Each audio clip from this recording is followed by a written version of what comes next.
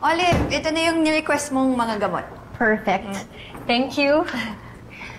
Alam mo, I really feel bad for Mookie the other day.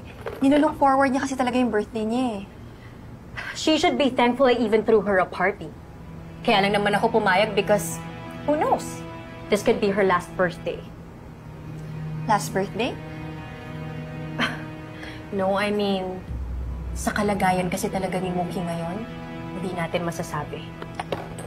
Olive, I'm sorry. I don't mean to pry. Pero ano ba talaga sakit ni Mookie? Last year, it was lupus. The year before that, leukemia. Well, very complex kasi talaga ang condition ni Mookie.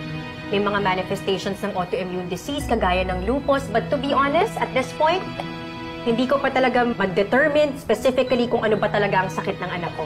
It's very hard to tell. But have you taken her to the hospital? What for? You know, to run some tests para mapasuri na mas maayos. Sa tingin mo ba hindi ko kayang alagaan at i-treat ang anak ko? Are you forgetting?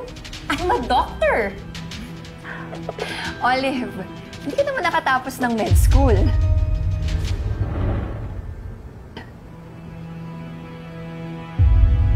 Well, I know enough para alagaan ang anak ko. Anyway, thank you for this. I have to go. I need to get this to Mookie.